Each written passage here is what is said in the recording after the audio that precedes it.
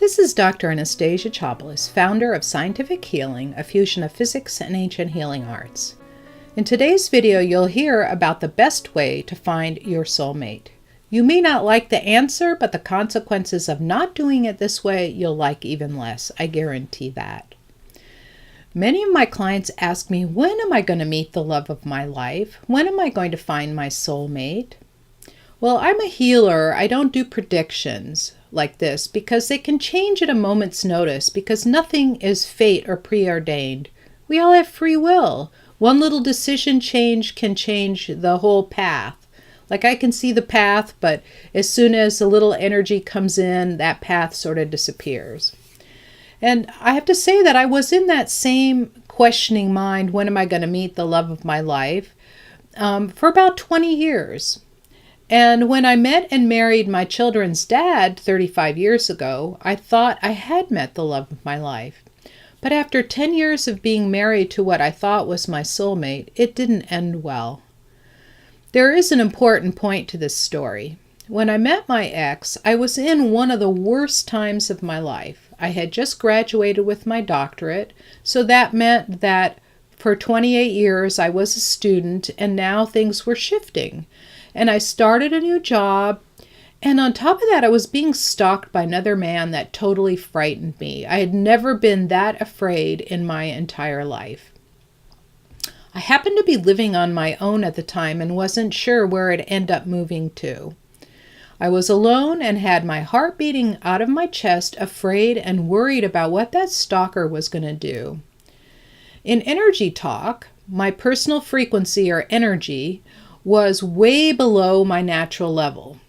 And so that meant that I was radiating out a different set of frequencies, that I was actually calling in people that were at a lower frequency than was my natural one. So when I met him under those circumstances, he matched my current suppressed frequency, and he gravitated towards me, and I to him. And for a really good reason. His need was to be needed and not deserted. And he thought he had met someone that so needed him that I would never leave him. So as you can imagine, what I needed was to feel safe and strong and confident. And I was kind of depending on him to do that for me, to protect me, to feel safe. And but I didn't really need to have some man rescue me. My ex-husband has a lot of great qualities. He's the father of my 2 children and the grandfather for my 3 grandchildren. And we're good friends now, but we did not match as a pair. In fact, I got very sick from being in that marriage and caring for 2 very young children while having a full-blown career. So you could imagine being in a stressful relationship, caring for 2 children, and having a full-blown career in the sciences. And a lot of people ask me later, how did I do that, being a single mom with a career like that? But, I don't regret it because it led me down to the path of being a healer. And I love what I do now. I love making people feel better, and I love giving them the tools to be independent and to be self-sufficient and to make their own decisions and not depend on doctors or healers or other people, because we actually do have the tools within us to get well, right? But the point I'm making here is that you don't want to meet a man or a woman, you don't want to meet your partner when you're in this very needy place, when you're in this place where you're feeling terrible and you're feeling guilty and you're feeling afraid or you're angry. When you're in one of those places where your overwhelming emotions are low energy emotions and you're not in joy and happiness and love and peace and all of that, all that la la la. So what you want to be is a self-sufficient, strong person, the best version of yourself, so you can meet another strong, self-sufficient person. You don't need rescuing.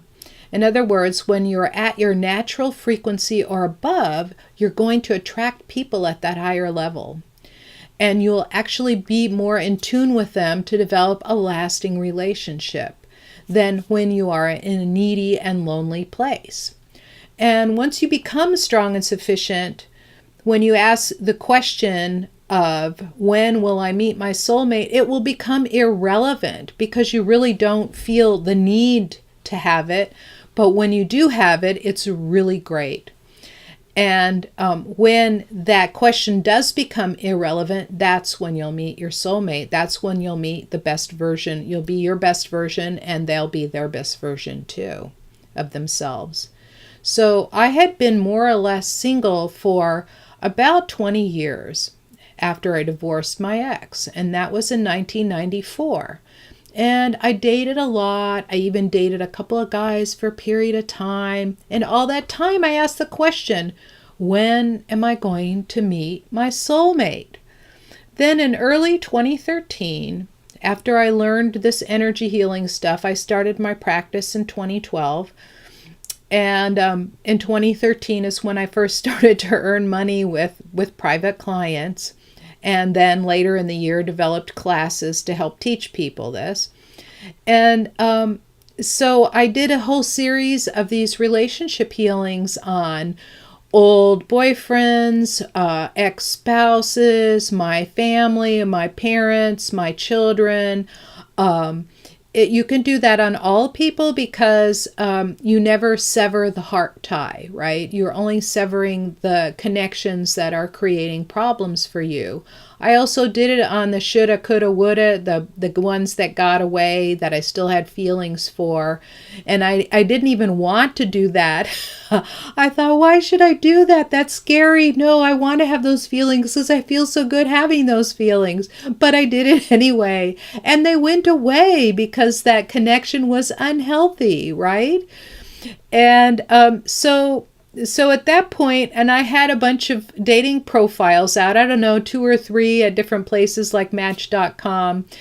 And after I did all those relationship healings, I turned off all of those profiles. In fact, I deleted everything. I had composed these really beautiful, beautiful essays to talk about who I am and what I wanted. I just let it all go. And 2 weeks later, and I was super content. I was super content with my healing practice and with being near my family and living in Southern California. And I had this house that I live in here. You can see this is my office space. And super content. I didn't want anything else. I didn't need a relationship. I turned those things all off. And then all of a sudden in August of 2013, my ex-boyfriend from high school, okay, so this was like 40 something years before, found me on Facebook and we started communicating. And I thought, really, now that I don't want a relationship, now he finds me. But and I wasn't really ready to relinquish my singlehood. But Noel, my now husband, was so wonderful. When he asked me to marry him, I heard yes coming out of my mouth.